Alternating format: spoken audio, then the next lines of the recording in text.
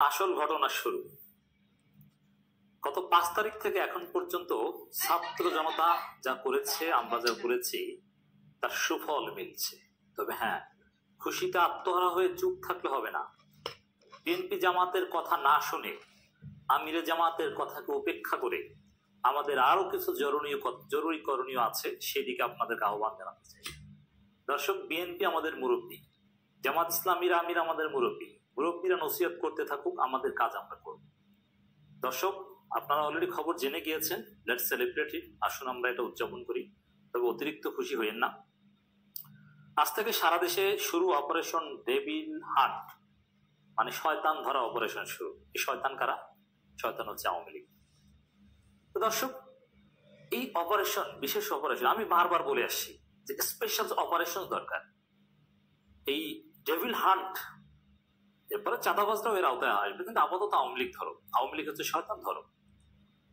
আমির জামাত বলেছিলেন চুপ থাকতে, ধানমন্ডি 32 ভাঙা ঠিক না, এটা কিছুতেই সমর্থন করেন না। ফেসবুক পোস্ট দিয়ে জনরোষে পরে আজকে আবার কয়েকদিন পর সেটাকে জাস্টিফাই করছেন। দেখেছেন, সবাই বলছে এখন যে এটা কিছুতেই ঠিক না, আমি সমর্থন করতে পারি না।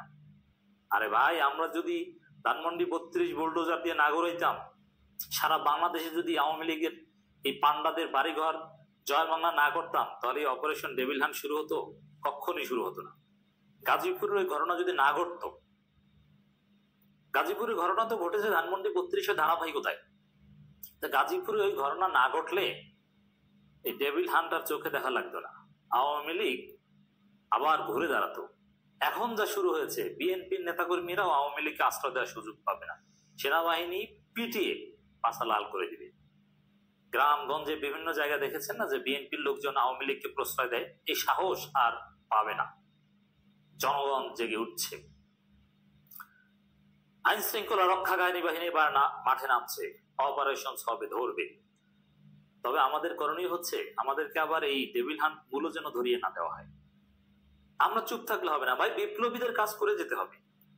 সরকার যৌথ বাহিনীর মাধ্যমে অপারেশন ডেভিল হান্ট চালাবে। তাহলে আমরা কি একেবারে চুপচাপ করে আমিরে জামাতের মতো সুশীল হয়ে হাতে চুরি করে ঘরে বসে থাকবো? নেবার। আমরা কি করব? আমরা আওয়ামী লীগ ধরা অব্যাহত রাখবো।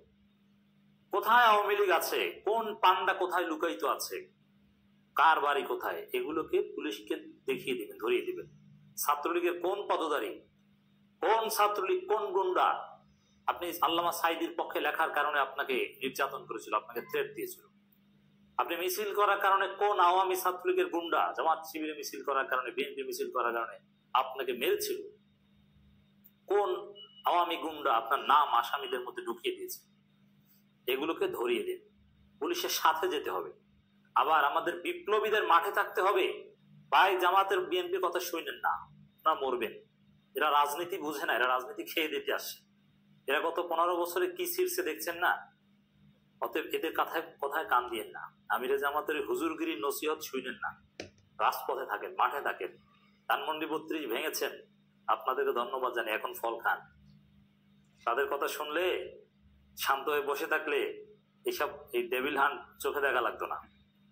এই জন্যে আমাদেরকে নিশ্চিত করতে হবে আওয়ামী লীগের এই সন্ত্রাসীদেরকে এদের বাড়িঘর দেখিয়ে দিতে হবে, পুলিশকে ডাকতে হবে, সেনাবাহিনী, এবং ধরে টাকা খেয়ে বাণিজ্য করে আবার ছাড়তে না পারে, বা বিএনপির কোনো পান্ডা যেন আবার টাকার বিনিময়ে ছাড়িয়ে আনতে না পারে, জামাতের কোনো নেতা যেন আবার রেকমেন্ড না করে, এটাও আমাদের ছাত্রদেরকে দেখতে হবে।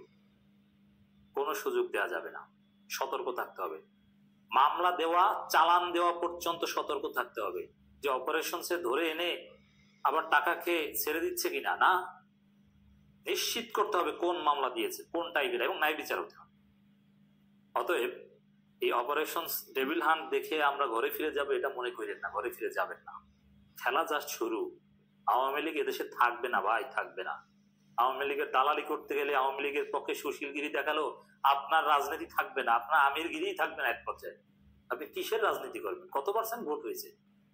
অতএব সুশীল হয়েন না, এটা সুশীলের বাংলাদেশ না। আপনার থিওরিতে হাসিনার পতন হয়নি। মির্জা ফখরুলের সুশীলগিরিতে দেশ চলে না।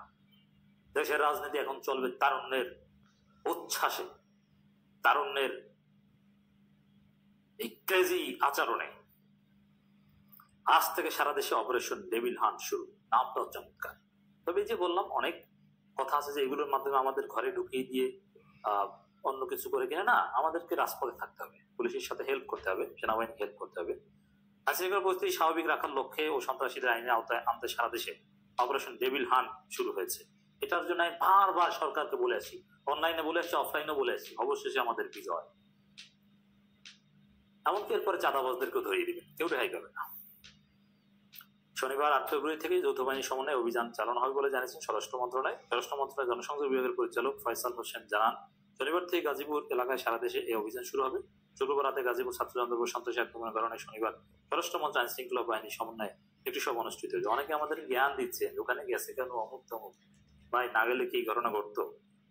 তাহলে তো আপনার আওয়ামী লীগ বহাল তবিয়তে থাকতো। এখন এগুলোর বিরুদ্ধে কিছু বলে কিনা সেটা আমরা দেখব। বিস্তারিত পরে জানানো হবে এই সম্পর্কে। আসিফ মাহমুদ এর আগে ইঙ্গিত দিয়েছিলেন, অতএব আমি বলেছিলাম এটা আসতে যাচ্ছে নিশ্চিত। চট্টগ্রামে কিন্তু এই স্পেশাল অপারেশনের বাইরেই অনেক আওয়ামী লীগ গ্রেপ্তার করেছে 20 জনের মতো, এবং গাজীপুরের পুলিশের ঊর্ধ্বতন কর্মকর্তারা ইনস্ট্যান্ট ছাত্রদের সামনে দাঁড়িয়ে গাজীপুরের ওসিকে বরখাস্ত করেছেন। মানে বিপ্লবী ছাত্র জনতাকে নিরাপত্তা দিতে যে ব্যর্থ হবে সেই পুলিশ জয় বাংলা হয়ে যাবে। দালালি করবেন, বেনজিরের দালালি করবেন, থানার ওসির চেয়ারে বসে ফাজলামি বন্ধ করেন। আওয়ামী লীগের প্রতি একটু সফট কর্নার দেখাবেন, বিএনপির চাঁদাবাজদের প্রতি একটু সফট কর্নার দেখাবেন, ছাত্ররা আপনার চাকরি জয় বাংলা করবে। গাজীপুরের সেই ওসিকে ইনস্ট্যান্ট সাসপেন্ড করার ঘোষণা দিয়েছে। ধৈর্যের বাঁধ ভেঙে গেলে ফেললে দেশে আরেকটি বিপ্লব দেখতে হবে, সার্জিস এই ঘোষণা দিয়েছে। অতএব আওয়ামী লীগ নিশ্চিহ্ন করো, আওয়ামী লীগ থাকবে না। হ্যাঁ, যারা নিরীহ তারা রিকনসিলিয়েশনের মাধ্যমে অনুতপ্ত হলে তাদের রাজনীতি করার সুযোগ দেওয়া হবে, কিন্তু আওয়ামী কোনো সন্ত্রাসী কার্যক্রম চলবে না। এবং আওয়ামী লীগের ক্ষেত্রে যারা সফট কর্নার দেখাবে, সুশীলগিরি দেখাবে, তাদের রাজনীতির বিরুদ্ধে আমরা অবস্থান। দেখেন না, আমিরের জামাতকে এতটা সম্মান করি, মোটেও ছাড় দিচ্ছি, ধলাই দিয়ে সোজা করে দিচ্ছি, চলবে না। দেখবেন যে এক পর্যায়ে আমাদের সুরে কথা বলছে। রাজনীতি মুরব্বীরা বোঝে না, রাজনীতি বোঝে তরুণরা। মুরব্বীরা বুঝলে তো ভাই গত 15 বছরে আমাদের ভোটাধিকার ফিরে দিতে পারত।